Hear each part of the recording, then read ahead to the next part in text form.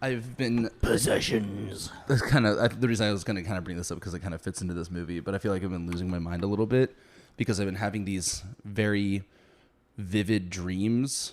Oh fuck! So it'll be like I think we had a conversation. Oh man! Because they're clearly dreams, but they're not enough dreams that we're like in a field of marshmallows and there was a chocolate waterfall and you were there, but you weren't really you. You were more like it's not like they're very just grounded in reality. And then you turn into Oprah Winfrey and yeah, it's not like that. It's just like a casual conversation. So I wake up and I'm like, oh, I should probably text them about that. And then I have to remind myself that conversation actually never happened. It's not going to do anything to you. It's just a huge fly. It's like it's going to be distracting. But yeah, so I feel like I'm kind of going crazy at the moment. I mean, I feel that. You are going crazy. Yeah, a little bit. Wake up, Tommy. Oh, God. But yeah, that kind of fit within the theme of this movie. I had a dream the other night that was super vivid. Like I will occasionally have dreams about getting swarmed by spiders. Like you do. It's normal for me. I don't like it to be normal, but it is. But in my dream, like as like I was freaking out, screaming, like high pitch, like like literally having a panic attack in my dream, and I couldn't wake up from it. And finally, like woke up, like like gasping for breath, and just like just fucking sweating, and just like, oh, dude, it was so bad. Remember when we lived together and I had that reoccurring dream that a certain someone would always take my feet? Yeah. I forgot about that. Yeah. Yeah, that was a weird one. I haven't had sleep paralysis in a while, so that's nice. Hey, congratulations on that. Yeah. All right. That's a weird talk. We're about to talk about a weird movie. This is Tommy. This is Jacob. This is Tommy and Jacob's mixtape.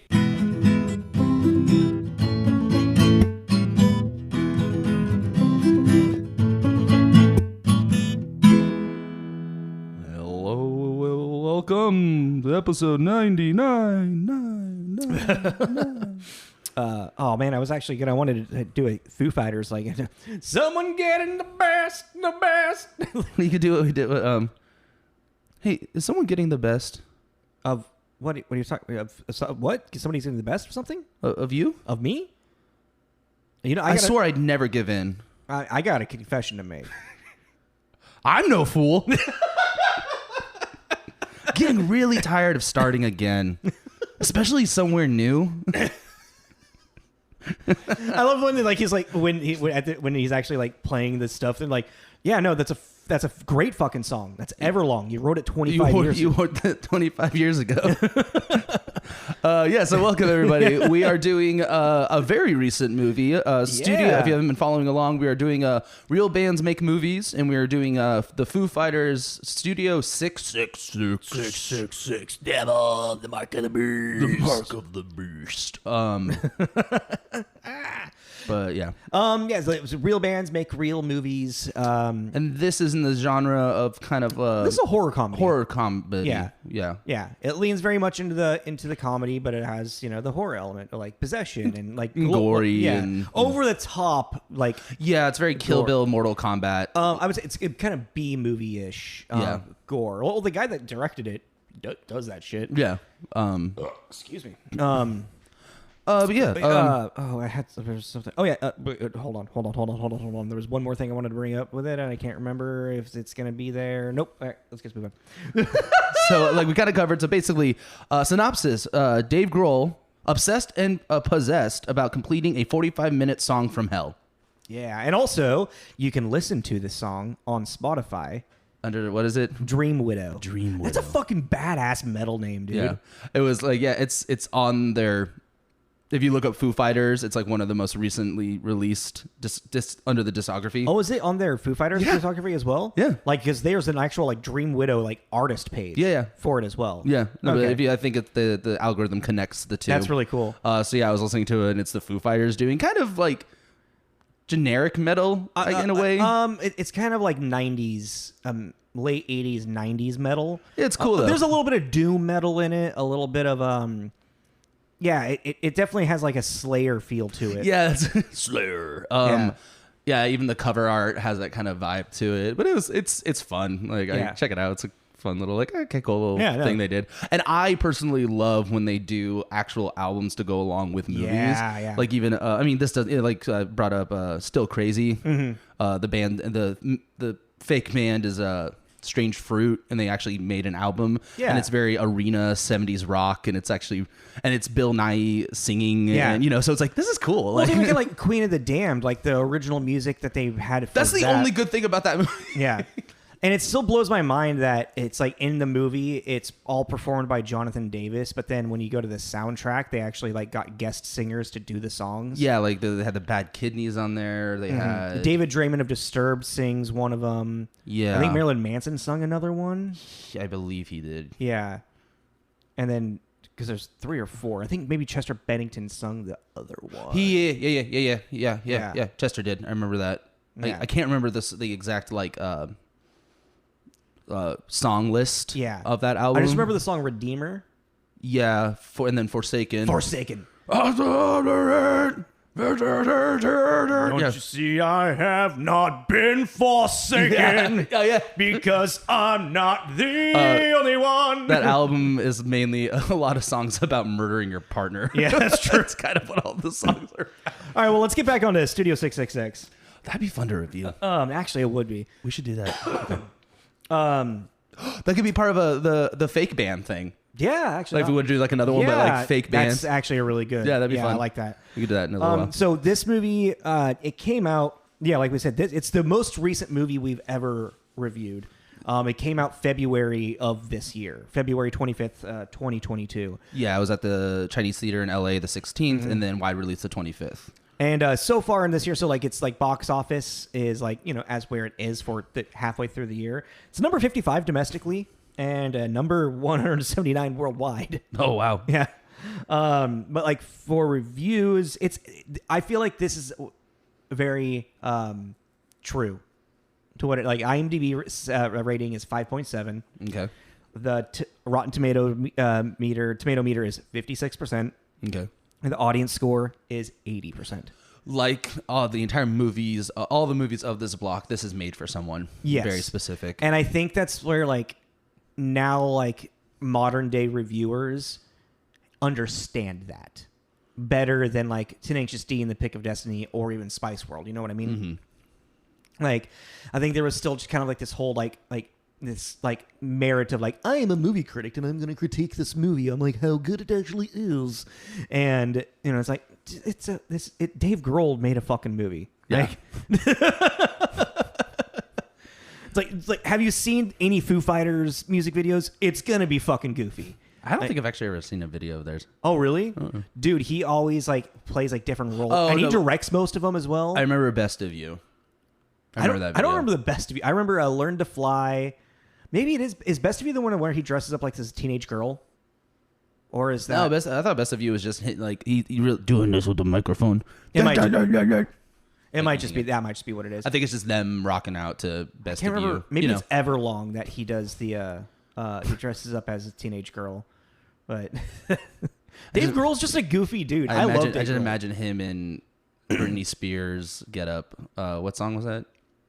Hit Me Baby One More Time. Yeah. I just imagine Dave Grohl in that outfit, and that's an image. Almost what it is. Is it really? Am I picturing this correctly? So yeah, I mean, we're gonna have a good time talking about this movie. I feel It was there's Did you do your movie count of 2022? 22. 22 In 2022. Really? I was really surprised. I was like, oh, because also a lot of the movies I was like, it was this weird phenomenon because when us growing up, basically, to go see a new movie, you had to go to the theater. Yeah. Now, because of the streaming thing, there's a bunch of movies that came out this year that I never heard about because I didn't see any trailers for. But I was just like, oh, I wanted to watch this. And they were on the watch list, or did you? Or wait, which list did you count it on? Did you go through the box office one? Yeah. Okay. And yeah, so I was just like, oh, I didn't realize this movie came out this year. I just saw like a trailer for it on Netflix, and I was like, oh, sure, I'll watch that. That sounds cool. And then yeah, I was very pleasantly surprised. I only have 12. Really? Yeah. Ooh, both the twos. Yeah. Interesting. Well, I was kind of like, I even like went through and I was like, knowing movies that you have seen that I counted personally. I was like, I think I've watched this movie and Tommy hasn't seen this one, and like went kind of forth, and I counted just off of what I thought and what think you would have seen, you got up to like 12, 13 as well. Oh, really? So the fact that you got 20, excuse me, you got 10 on top of that, I was like, holy shit. I was really surprised about how many of these movies, and like I said, I didn't even realize that they actually came out this year. I was like, oh, okay. There's definitely a handful on there where I'm like, man, I can't wait to see that. I want to see that soon. There's a lot there. Like I still want to check out Nightmare Alley. Yeah. That's one that's I was looking at this list. I was like, wow, there's actually a lot of stuff. Really want to see Nope still. Yeah, still want to see Nope. Bodies. I just saw that one too. But yeah, okay, so The Black Phone I still need to watch. Yep, that's on Peacock. I don't want to talk about that. I bought it. You bought The Black Phone? Yeah. Oh. You did. I pulled a Fallon and I bought it. Whoopsie. A little. Okay. Well, let's get into it. So Directed by. This movie was directed by B.J. McConnell, who. So when I saw the name of this guy, McDonald. I thought you said something else. No. I was kind of curious who Dave Grohl would try to fucking get for this movie. And I was like, he's probably going to be someone that's done like music videos, you know? I mean, yeah. And lo and behold, Slayer. He's done a lot of music videos and horror, like Slayer videos. Yeah, a lot. Like he's been doing like working in the industry since like the early 2000s. A lot, just like in camera and electrical. Like he's just been like a grip or like a lighting guy and like just does films. But one of the most amusing things I saw was his claim to fame for movie directing. Other than this, now is Hatchet 3. Yeah, and Hatchet's actually a series I've really been wanting to get into. It's like a very B slasher. Very, very B slasher. Yeah. And Kane Hodder, who played, he's the most famous Jason from Friday the 13th. Like I think he played Jason from 3 through 8. I'm assuming he's Hatchet. Yes. Yeah. Very. If you look at images, like it's in Hatchet 3, very Texas Chainsaw looking, big, like disfigured. It also, but then it looks like in the backwoods of like Georgia or something. Yeah. So it has a very I feel like it knows very much what it is. Yeah, and very much, which fits very well. B.G. McConnell being the director, like I could see actually Dave Grohl watching Hatchet 3 and being like, I want this guy. Yeah.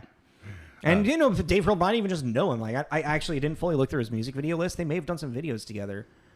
Yeah, but I mean, Dave Grohl generally directs most of the Foo Fighters music videos. So there is no Foo Fighter video. He has done one. Okay. Well, so let's get into writers for this, and just really quick, we'll get into Dave Grohl and the Foo Fighters and the band and whatnot in a minute. But Dave Grohl, he created the story for this movie. Yeah, and then he handed it off to screenplay writers.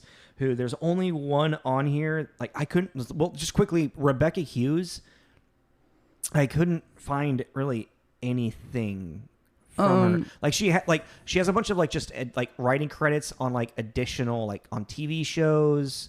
Like she's never like created anything. I tried to like Google her, and I found a teacher that teaches at Seattle Pacific, who has like a degree in like ancient religions.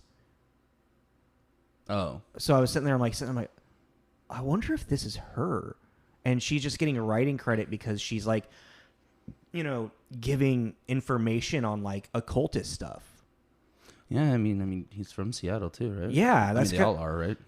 I don't think Taylor Hawkins is actually from LA. I want to say actually Dave Grohl. I don't think he grew up in Seattle. I don't think he did, but I might be wrong with that. Yeah, but Nirvana, like Kurt Cobain's from Auburn. Yeah. But I think Dave Grohl made like, I can't remember. Or maybe I'm getting it confused with Eddie Vedder. But yeah, I couldn't really find much with her. I found like Rebecca Hughes. I found her name in like on Seattle Pacific University, and I was like, this is interesting. I wonder if he was this born is in Ohio. Ohio, that okay. Just wanted to. And I just think like it was like it could be interesting. Dave Grohl was in Queens of the Stone Age. Yeah, he's the drummer on their first album. Oh, right. I forgot about that. Queens of the Stone Age were like famous. They're like a power group. Like, and well, they, like, and a lot of people rotated through Yeah, there. I yeah. forgot about that. Dude, David Grohl's been a part of so many projects. I forgot about Queens of the Stone Age. I love Queens of the Stone Age. Yeah. Can they make a movie? Do they have a movie? I mean, They made cool videos too. yeah, they do. Well, we'll get down. Well, yeah, you're having me go down a rabbit hole right now. You're distracting me. Focus. Stop looking at shit. Okay. Okay. So yeah, Rebecca Hughes couldn't really find stuff. Yeah, Found this teacher. Might be her just because of like what she has her. It's a weird coincidence. Same name, Yes. teacher of the occult and religion. Yeah. And then this movie is all about the occult. So yeah, Yeah. if anything, it's an interesting coincidence. Yes. But then the other screenwriter is Jeff Bueller, I'm going to say, because it looks like, or it might be Bowler. But he wrote, I found this interesting, Midnight Meat Train. Which that's a cool, love that movie. Yeah, I was like, oh, I think Tommy will get a kick out of that. And then he was one of the screenplay writers on the Pet Sematary remake. Yeah. Jacob's Ladder and the Grudge remake too. Yeah. Which I do remember watching, but I cannot tell you any opinion about it. With the Grudge remake. Yeah. Wow, my brain like shut up for a second there. He created this show called Night Flyers. Yeah, I'm looking at this as sci-fi. Yeah, and it's all on Netflix. I want to say now. It was sci-fi original. A crew of scientists embarks on a mission aboard a spaceship. Oh, from the mind of George R.R. Martin, and then he's a writer. It's like That's confusing. it's like a sci-fi. Yeah, and it's show. only 10 episodes. Huh. So, and it came out 2018. So. Drama, horror, mystery, 5.8 out of 10. Oh, he was a developed by. Okay, so he didn't create it; he developed it. That makes sense. I'd watch it. Yeah. So It's on Netflix. Cool. I mean, it seems like Dave Grohl, he found some good amount of some fun people to get. He got a band together to make a film and whatnot. About a band. This movie has kind of an interesting history of filming because this movie was filmed in secrecy. Nobody knew it was happening. Oh, really? Yeah. Why? And I think Dave Grohl he was like, what if the Foo Fighters boom released a movie type thing? You know? That's. Because like Dave Grohl loves to fucking. I want to hang out with Dave Grohl. I mean, it's also not a bad idea because then people can't get hyped about it. Yeah. Previously, they'll just get hyped once it's already out. Yeah, exactly. So it kind of might work out but in your what favor. was weird about it was, as the film was like wrapping up, they only had like a week or two left of filming or something, and then the pandemic hit. So they had to cancel everything, pause everything, and it was the first movie that was able to go back into filming during the pandemic. Huh. And it was what was supposed to be an extra 6 days of filming turned into 3 weeks because of protocol, like all the extra like shit that they had had to do. Yeah. And I have a vague memory of Whitney Cummings talking about it on her podcast because when she started her podcast during the pandemic, and second episode she has Dave Grohl on it. Yeah. So it was like, I remember her talking about like the experience of like filming it and then like filming during the pandemic and whatnot. I'm like, this is fucking interesting. What world are we living in right now? And it was funny too. I listened to the Two Bears where she's on there for a hot minute and then put this movie this on. week's? Yeah. Yeah. And then put this movie on, totally forget. Like, it was just a lot of random Whitney Cummings in my life for an afternoon. I mean, she's always in my life. I love Whitney Cummings. I follow her on Instagram. I try to listen to her podcast as much as I can. I didn't know this Fountain has a little crush on her. Really? Yeah, I didn't know that. She's fucking hilarious. Her new Netflix special, Jokes, is awesome. I was surprised that weirdly I was like surprised she knew who she was. I mean, well, she's the creator of Two Broke Girls. Yeah. And that's the thing. Like, I was like, oh yeah, she did this, and I was like, you know a lot about Whitney Cummings. I was just surprised. Whitney, she had her own show on NBC when Fallon and I were like teenagers. Yeah, she remembered that. Yeah. I was like, oh, you just surprised me. Yeah, all right.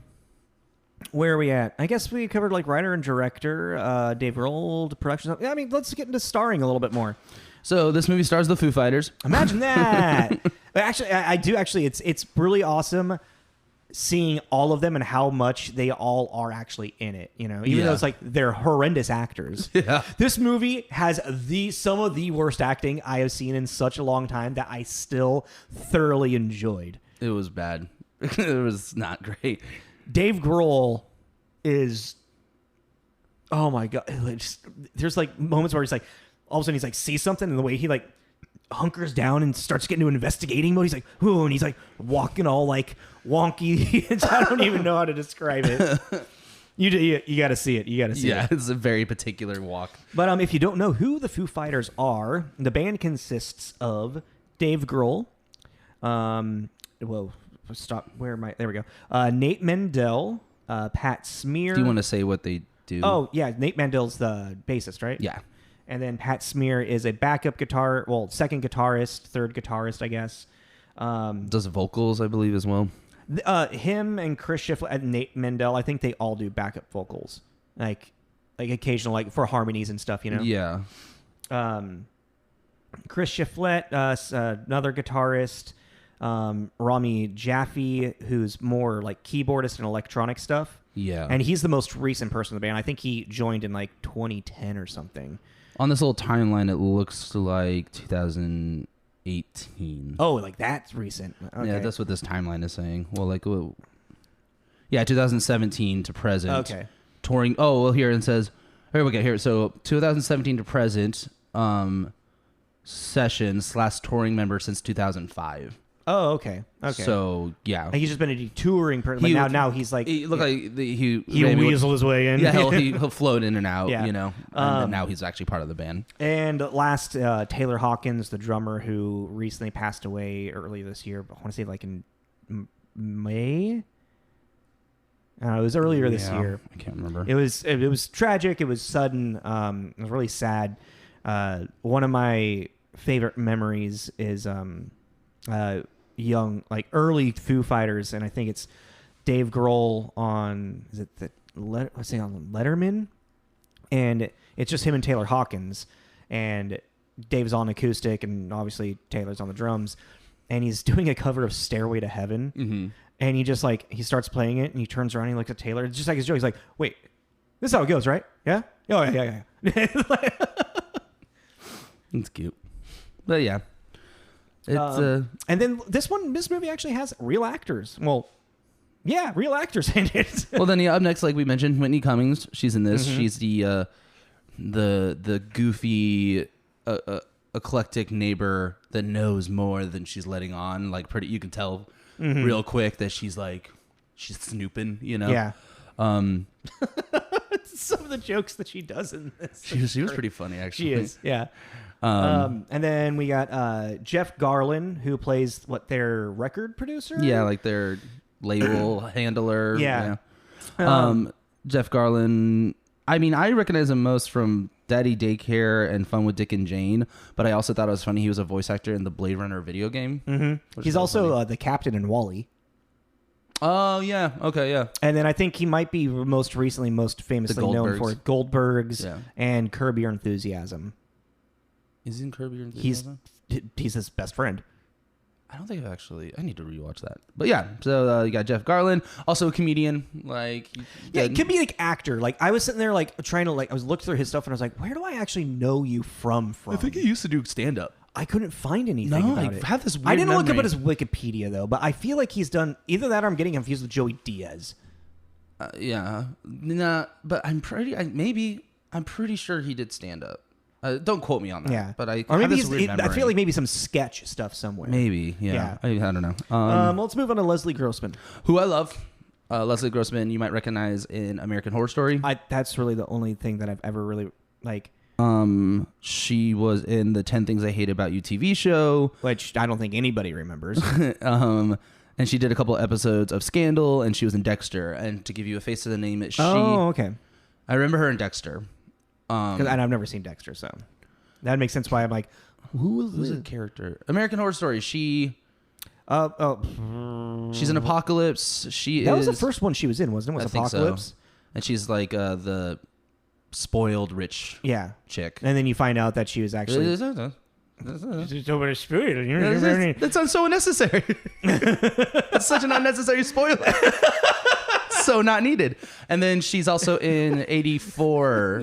She's the really religious camp counselor person. Mm-hmm. Yeah. So that's she also she was a lead in a show on CW called Popular in the late 90s, early 2000s that I never watched. I saw that. It's weird. It's when I looked it up, I was like, I've seen clips from this show, probably because of just my age. So I think she's really pretty. I really like her, and I think she's funny. Like I like her voice and everything. She's 50. What? Yeah. Damn. When I look, Sorry about that. when I saw, What? yeah, I Really? was like, damn, girl. She has a very Fucking youthful. good. Yeah, she has a very. It's also she has a very youthful presence. Yeah. You know, like wow, I didn't realize she. Wow, cool. And then I guess Will Forte, and then we can do a quick cameos calls. Yeah, Will Forte, comedic actor, Beer Fest, really famous for MacGruber on SNL. Dude, he was on SNL for 10 years. Yeah. I didn't know that. I didn't know they made him a Gruber movie. Yeah, no, I think it's MacGruber's own TV show now. Oh, I really hate those skits. Really? Yeah. I just don't think They're making funny. fun of MacGyver. I know, but I don't know. I don't think. Did you ever watch The Last Man on Earth? No, I want to though. It's only 3 seasons, and I've watched like the half of the first season. Mm-hmm. It's actually really. He's such a, for being like the last man on Earth and like finding other humans to like exist with. He's such a piece of shit. It's hilarious. I really, when I think of him, I think of Beer Fest, just because I'm pretty sure he's one of the. I forgot him. Who's he in Beer Fest? Is he not? I don't think he's in Beer Fest. I thought he was one of the German like bullies in it. Oh, maybe he is. I need to know. What's his name again? Will Forte. Yeah. I recognize him. Honestly, I recognize him most from his little role in How I Met Your Mother. He's Randy, who gets the bloody noses when he talks to girls. Oh yeah. Yeah. I was the head. Okay, yeah.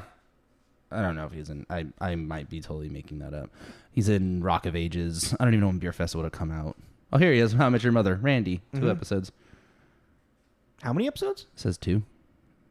Is it? No way. It's got to be more than 2. I just lost it. He's in 30 Rock. Yeah, I think for like a season. Did you not really look him up? I know. Or was Beer Fest right off the top of your head right That was there? off the top of my head, so I was just like, yeah, okay, cool. But I think I made that up. And I just... There might be somebody that he looks like that's in that. Yeah, I'm not seeing... Oh, no, yeah, Beer Fest. He's Otto. Okay, cool. Because I remember having like, oh, you're going to drink your beer? Like, it's like... Oh, as soon as you did that voice, I saw it. It's like really high pitched. Yeah, Oh, you're going to drink your beer? That's what I haven't seen Beer Fest in so fucking long. I don't know why that movie really... It's one of those things where I saw it when it came out and it just stuck with me. Yeah. I don't know. There's something about it. I don't even really like it that much, but it's Not a good no. movie. But there's like it's stuck in like there. out of all of the movies that those guys have made, like Super Troopers, Yeah. and it's not like the best one. Really quick, there's also a quick cameo with Lionel Richie in this that's fucking hilarious. It's really fun. I think that's the only time I actually laughed. I was cracking up. That was great. There's a great cameo of John Carpenter. He's one of the audio engineers. Yeah. He also helped compose the music for this as well. Oh, cool. Yeah. Like, which you can tell, like, actually, when it's like when it's getting, like, it's got a Halloween-esque feel to it. Well, it's also just so weird. It's like this. I just imagine that Dave Grohl or whoever called up Lionel Richie and John Carpenter was like, "Hey, make a movie. Yeah, right. You want to be in it for 15 seconds?" Well, what he probably did with John Carpenter, he probably hit up John Carpenter and be like, "Hey, I want the soundtrack to be really like homage and like reminiscent of Halloween and and slasher films in general." And John Carpenter's probably like, "Yeah," because John Carpenter composed the music for Halloween. So like Carpenter has like musical knowledge, so he probably hit him up to do that. And then Carpenter was like, and then Dave Grohl's like, "Do you want to just be? You want to be one of the sound engineers? Why not?" Yeah, and then also another shout out for Jenna Ortega, just because she's a rising star. And she's got a very small role in this. It was really weird to see her, and I thought she was gonna have a bigger role. Yeah, it was. I thought that too because of just like how much she's just blown up. And Jenny Ortega, she was in the most recent Scream. She's now the new Wednesday Addams. Yep. I think that just got. It's coming out. Well, those pictures of them, like the family, just got released today. I think. Yeah. Well, no, the trailer was released today. The trailer was released. Oh. Yeah, the actual trailer, not the teaser. Oh, I gotta check it out. But yeah, no, it's like I feel like it's also this movie probably like this was since it started filming right before the pandemic. It was probably like she probably cast and like put into it. This is before she was like really like popping off, you know.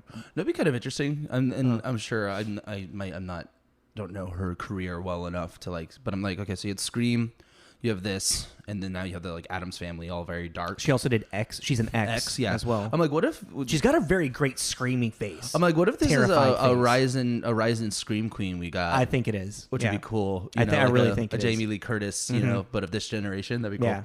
Because I mean, I really liked her in Scream. She was great in Scream. She's great in X. What is X? So it's Ty or T West. I can't remember how to pronounce his first name. He's doing this whole like homage to horror films. Mm-hmm. So this is like X is set in like the 70s, and it's kind of like an homage to Texas Chainsaw in a way. Is it like American Horror Story where every season's going to be different? Every movie's going to have a different genre. Oh, it's a movie, just movies. Yeah, it's just a movie. Every movie's going to have a different like feel of genre to it, but it's going to be one through line of characters that you recognize. Cool. Ooh, So like I like this. This one X, it has Brittany Snow in it as well. What are these on? I rented it on Amazon. And this is like so my shit.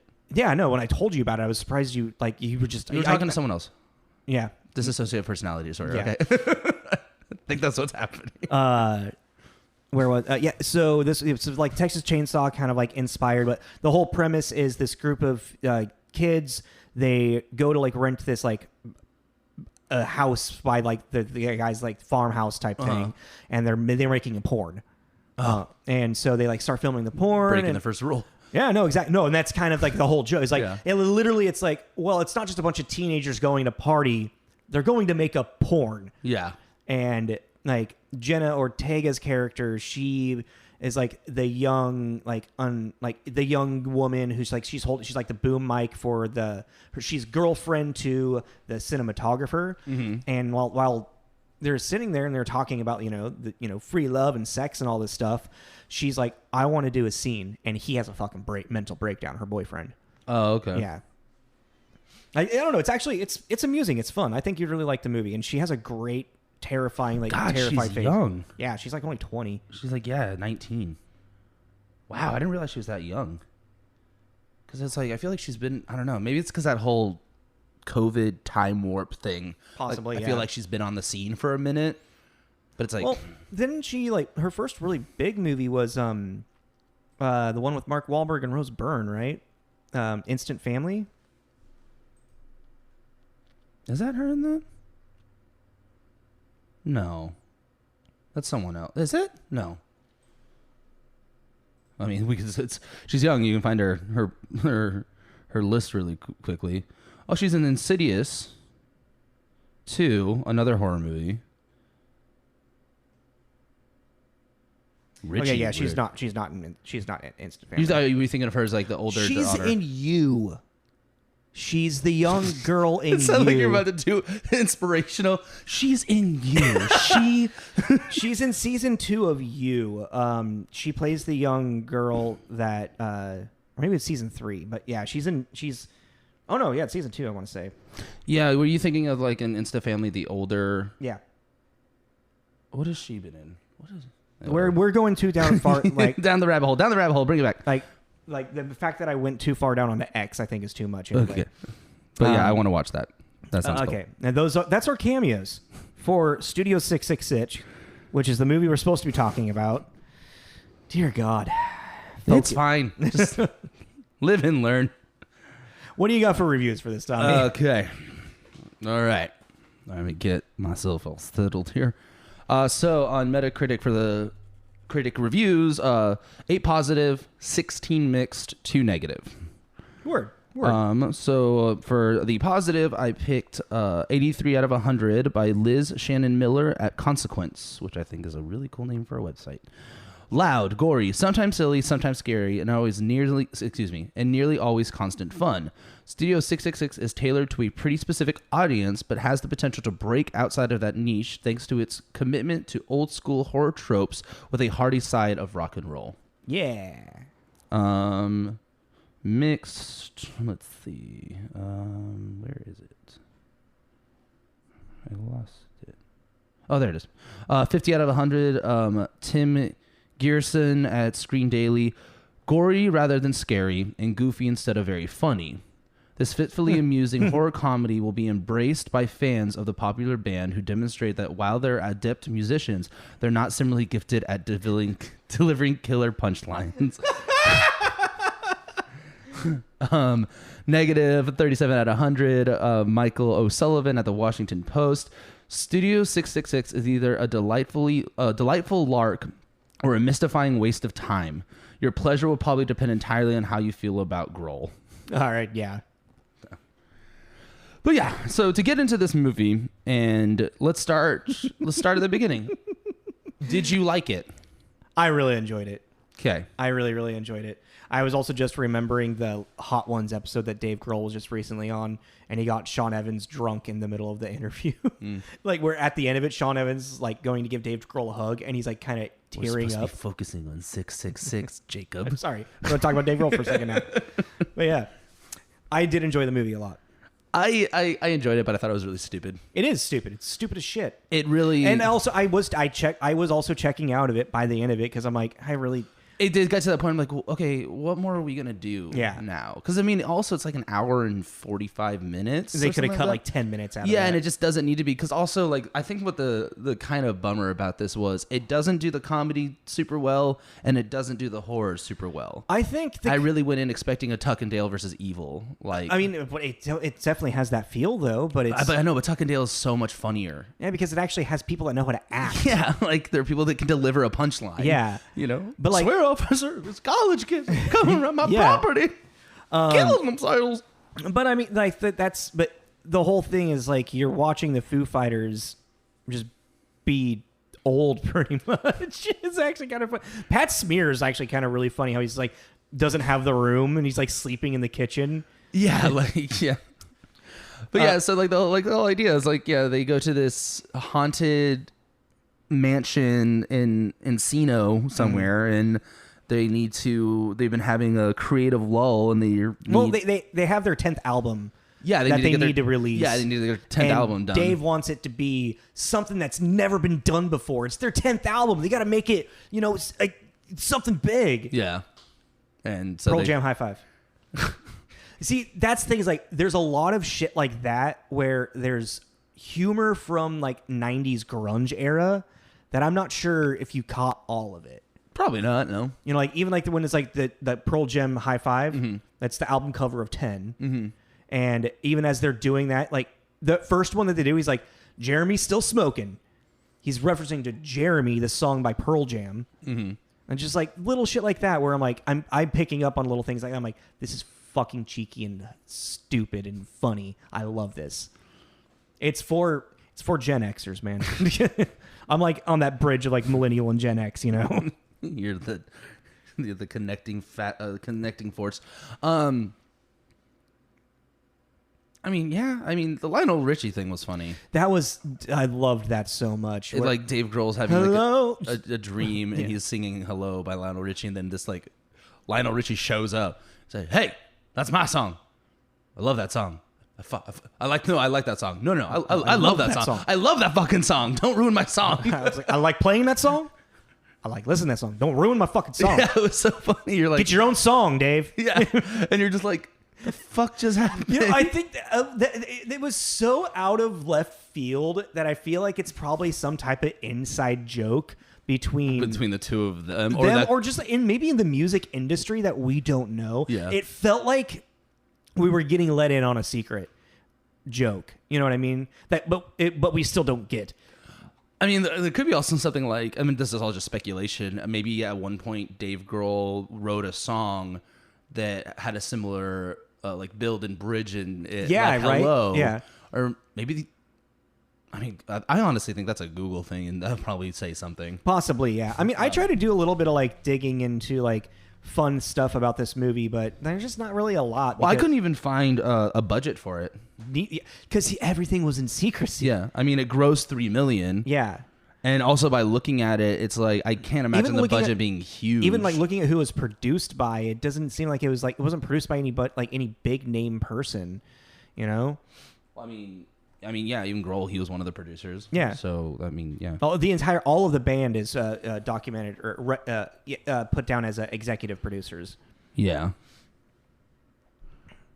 But I mean, what's really interesting, I think the most charming thing is the best way to say it, I guess, about this movie is, I guess the cleverest thing is like they took this idea of a joke of like what like you as a band, you go somewhere and like you got that one person who is super obsessed with getting the album finished or something, or like, you know, the creative force behind it, like what Dave Grohl is in this, and you kind of make this joke of like it's like he's possessed by the devil or something, and then he actually ends up getting, and he actually is, but that's the joke, is that they're like, this isn't like the Dave Grohl we know, and it's like, yeah, because he's actually possessed by the devil. Yeah. You know, or like a devil. Yeah, he's like, you know, he's possessed. Yeah. You know, and like, what did I write? It's it's just kind of like, it's like, what if that actually happened?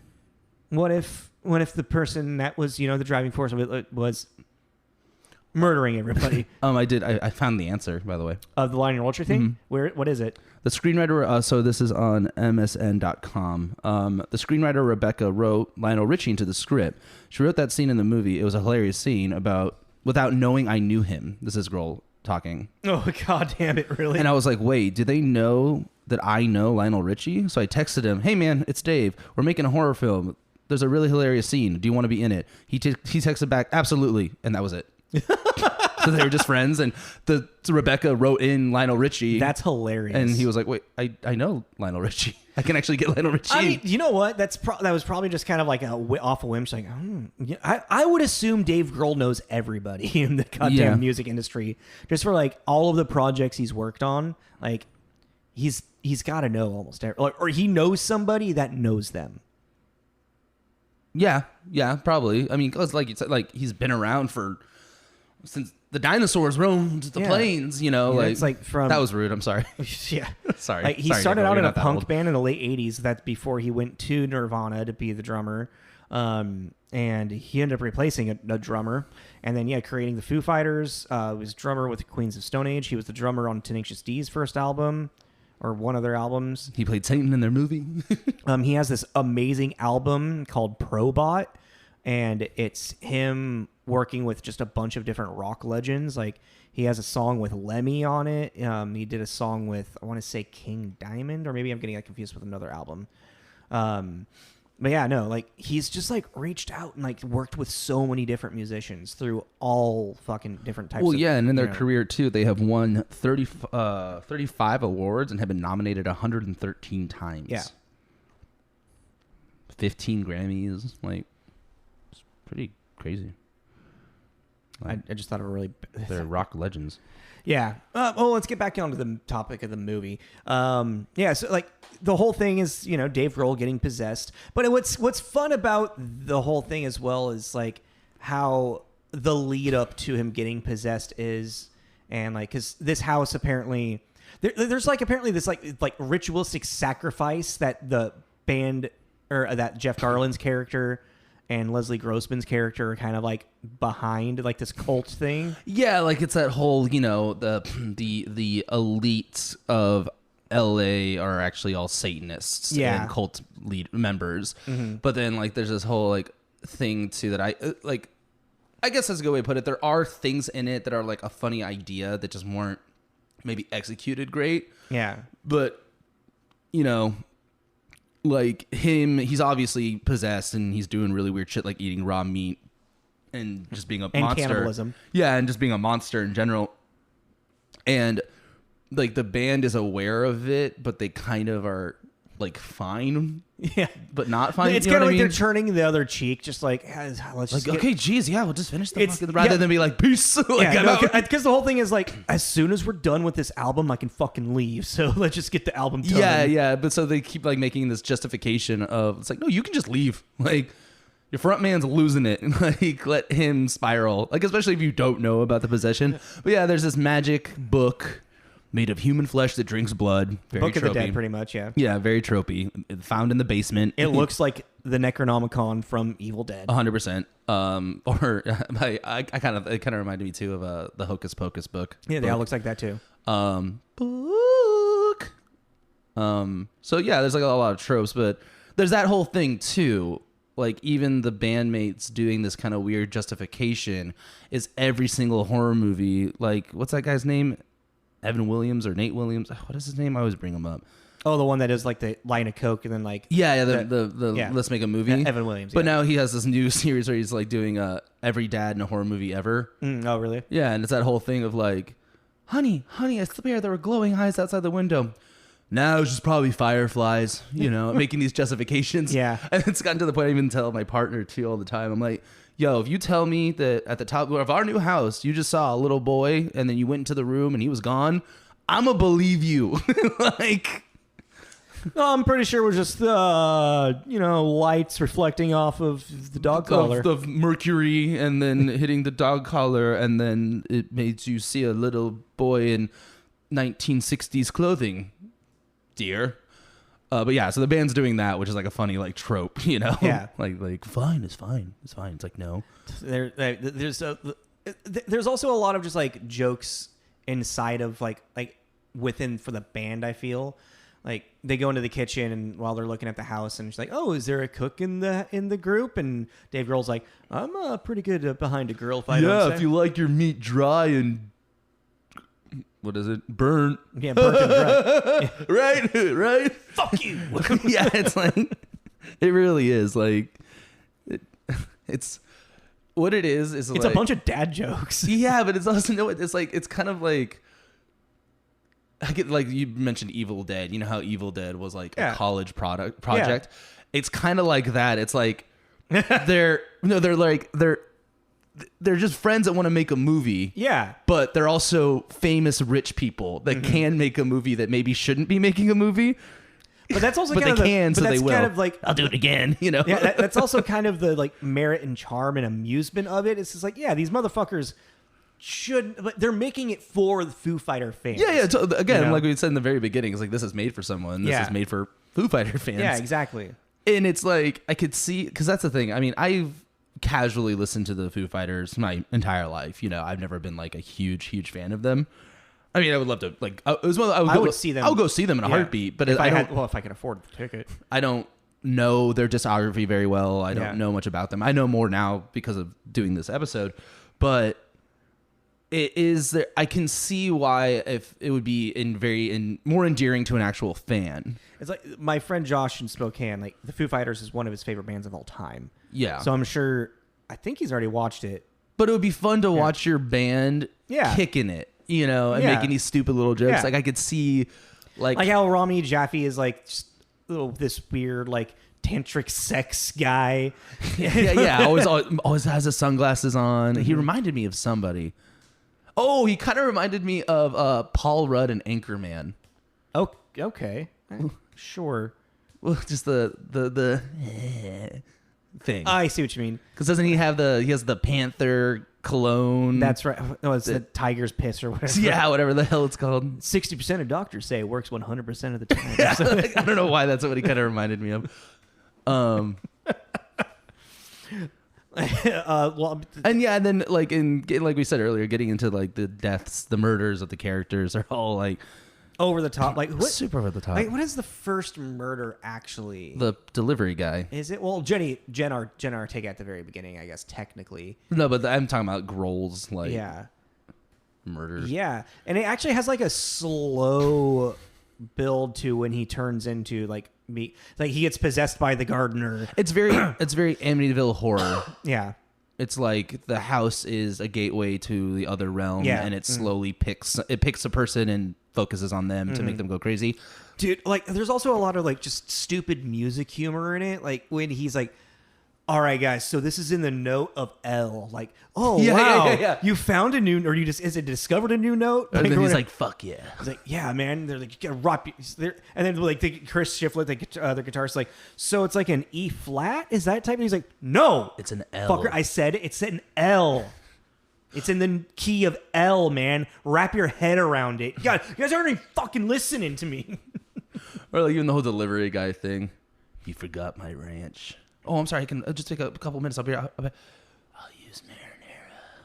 closes the door. He's slowly like, or even like Whitney Cummings, anytime she's like looking over the fence, and she like slowly slunks down out of like, view.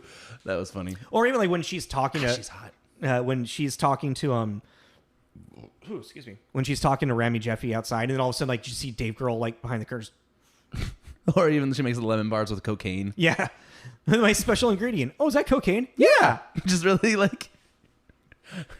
I mean, her whole character is like, she is an ex roadie for the of Dream Widow. We don't judge roadies. And she like followed them and she found out that she wasn't a roadie, she was a groupie. That's what I meant. So she was like sleeping with the band and yeah, stuff. exactly. And that's why he's like, we don't oh judge no, the people. first death is a guy that gets electrocuted to death. Oh yeah, the sound guy. Yeah, it's like their, an engineer. He's their moves the equipment. I can't remember the name. Yeah, like it's like an equipment manager or something. Yeah, but again, Dave Grohl didn't kill him. No, but the spirits did because they created the. Yeah, that's another thing. That whole thing. It's like so they serve him, but is it because he murdered them that they serve him? And then once he's possessed, it's like, wait, what? Why they're just causing death. No, I know, but then they like once they get the demon out of Grohl, they like are like free, and they. I guess so. They then kill the demon. No, because they also did like the whole like read the stuff from the book. Right. They broke the spell. Right. Okay. I was like, wait a minute, how did that work out? I don't really know what to say about this movie. I mean, again, it's like it's fun. It's just not. I think it was that thing. I think I got in my head that it was going to be way more like Tucker and Dale versus Evil, which it is. You built it up too much in your head. Yes, and I really thought it was going to be that because I honestly think Tucker versus Evil is probably one of the best examples of a horror comedy out there at the moment. I think that one is. If you want to make a horror, it's very smart. It's very smart. It turns all most tropes on top of its head. Yeah, it has a really fun swerve at the end. And it's well acted. Yeah. I mean, and I really went in thinking for some reason it was going to be like another like that. And I went in knowing exactly it was going to be, this is a movie made by the Foo Fighters for Foo Fighters fans. And I was like, so then all of the like band jokes, the music jokes, the horror jokes. I love the chase scene. When Dave Grohl's like chasing after him. Yeah. Like, that's how it looks like he's running. Yeah. But like also I love when they're reading like how to tell if someone's been like possessed, and it's like digestive system stops working, and he's just like bleh. just fountains of puke coming out of him, like constant masturbation. Oh, that's not different. No, I think that's about the same. Yeah.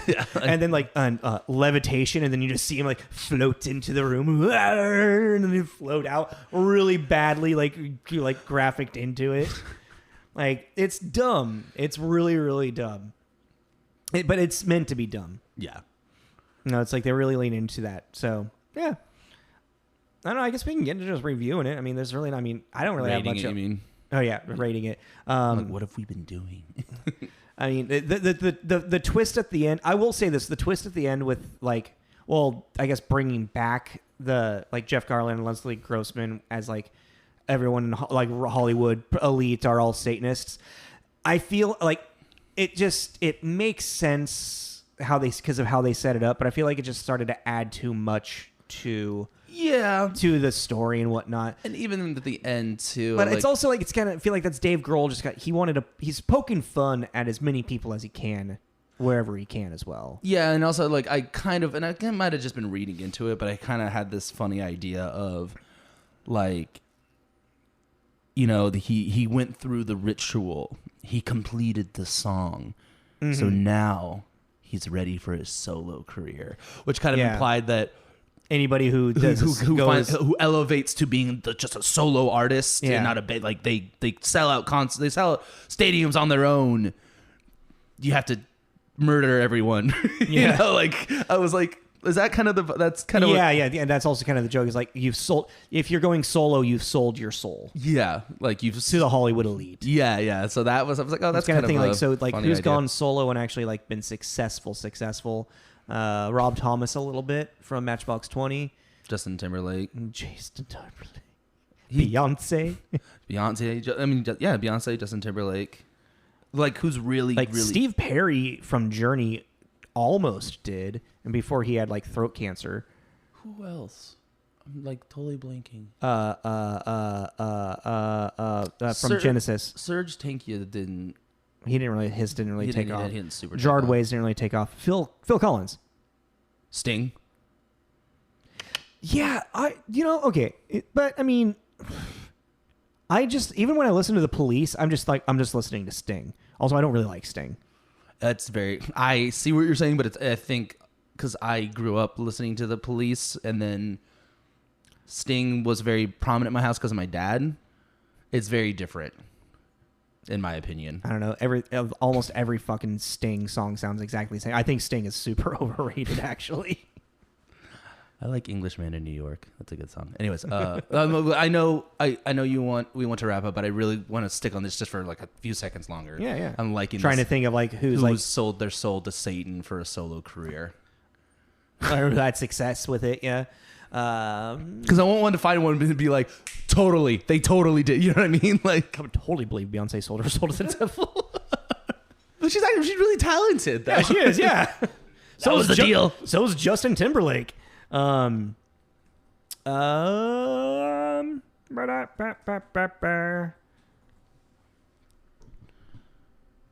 right. I'm trying to think of rock musicians though, more than like pop stars. Yeah, that makes more sense for a pop star to like kind of go solo, you know? Like Diana Ross. Like Rob Thomas is kind of like the clip from like Gwen Stefani going from No Doubt to becoming a pop rock star. Number 6 is Michael Jackson. I'm like, yeah. Is Jackson 5 to being solo? Nah. But I feel like it's more pop star becoming, a bigger pop star. Ice Cube and Dr. Dre. From just starting out with NWA and then going into their own solo stuff? That doesn't feel like they sold their souls to the devil for that. No. It doesn't feel. Number 10, Beyonce. Mm-hmm. Garth Brooks. I don't know. Yeah. Justin Timberlake, Beyonce, Michael Jackson. I don't think that. Yeah, the Michael Jackson thing is kind of like. I mean, it's like being like saying Shia LaBeouf and Even Stevens. I don't know. You know what I mean? It's like he was a kid, so it's like that's where he started, but then he became a Justin Bieber. Justin Bieber sold to the devil. But Justin Bieber, I'm just making a joke. Ozzy Osbourne. Let's just wrap this up. Ozzy Osbourne from Black Sabbath. Actually, that's very metal. That's kind of amusing. But Sting the Police. He probably has one of the most successful solo coming out of like a band. But like, I think I found the winner. Who? Harry Styles. One Direction. Yeah. Yeah, but that's pop star becoming you become bigger than the band itself. I don't know. That feels like that might be a soldier soul. He's like dating Olivia Wilde. What? Yeah. I mean, I really like Harry Styles. I like it's fun, like pop music, Yeah. And he puts on I really appreciate theatrics, and he puts on a really good show. Yeah. But yeah, he's super charismatic. But yeah, no, he's dating Olivia Wilde. This sounds like a deal with the devil kind of situation. No. All right. I think we should have to clean that up. Yeah. Oh yeah, we didn't even rate it. No, we started talking about deals with the devil. Jesus Christ. I mean, just like the other ones, it's like a Mogwai that's they're all the same. Yeah. They're all like good, like right in their like fives, That's the thing. Every single one of these movies is like in a weird way. I always hate saying this, but it's how humans, I feel like, work a lot of the time. It's a camp. It's a yeah. There are people out there. There's a niche for each of these movies. Yeah, people really reacted. Some listeners really reacted really well to Spice World and to Tenacious D, and to, like they're gonna react. Some people are gonna be like, "Oh, this movie was so fun." Yeah. So it's like, and again, we don't want to be like, yeah, if you enjoy it, cool. Yeah, we're not gatekeeping anything. No, it just wasn't really my thing. Yeah, and it's a little bit more my thing. And I was really bummed out because horror comedies are such I love them like a lot, and I just stop comparing them to Tail and Ducker. Tail and Ducker. Tail and Damn it. Ducker and Dale. Damn it, you fucked me up now. Dale and Tucker Versus evil. Okay. Just stop comparing everything to that. Yeah, no, I Because got it. every single time you bring up horror comedy, that's all you talk about. Because it's the best. You glorify. You put that movie on a pedestal. And it deserves to be there. I'm sure someone's like, that movie's fucking terrible. Like, fuck you. Yeah, you like your meat burnt and dry. Fuck you, man. So yeah, I mean, check it out. I mean, I didn't hate it. I would. I mean, you can only like spend money to rent it right now. If you see it free and You're like curious, check it out. Check it out. It was stupid. It was a little too long, and like it just felt like padding. It drags a little bit, but there's like just I don't know. I feel like the dumb humor kept me going for me, but I also did find myself checking out a good amount. Yeah. So I mean, yeah, like I agree with that. I mean, if you see it streaming, if you're really interested in it, like we were, rent it. Yeah. Put money towards it because they took time to make it. So but if you ever see it just on like Tubi or Netflix or something you're already like paying monthly for, yeah, throw it on. It's an hour and 40 minutes. It'll be over. Whitney Cummings when she's like pulls the entire band to the side to be like. It's like that he's possessed, and she's like, "Well, bring him down here. I'll suck it out the old-fashioned way." And they're like, "No, get up off your knees. No." She's like, "Oh yeah, sorry, reflex." Yeah, like in the violence, and that's the thing I want to make clear. It is really violent, but it's really over the top. It's ridiculous. I mean, but it's chainsaws and barbecues, symbols, decapitation. Yeah, fucking Mortal Kombat. Throwing a symbol, decapitating people. That's the kind of violence we're talking about. So it's really like over the top, like being like gutted, like pulling out intestines. Yeah, like like the acting, like oh no, don't do that. But yeah. Guys. Yeah. So join us next week for our 100th 100 episode 100. It's gonna be just a little banter thing. We're gonna talk about past, present, and future video game kind of idea. It's like what we've been doing with video games, and, Yeah. I'm going to a wedding, so it's just like kind of like fill. We're kind of doing a filler episode for you guys. Yeah, it's just we don't have time to watch the movie, do the research, all that kind of stuff. So we're just gonna kind of just chit chat about some stuff, and yeah. If you have any video games or anything that you're looking forward to, throw them on our posts, DM us or whatever, Like, subscribe. We're on Instagram, Facebook, pretty much everywhere where you can get your podcast needs. And we release every Friday. I guess that's all the information, right? Yeah, that sounds good to me. All right, cool. So this is Tommy. This is Jacob. This is Tommy and Jacob's Mixtape. Mark of the Beast.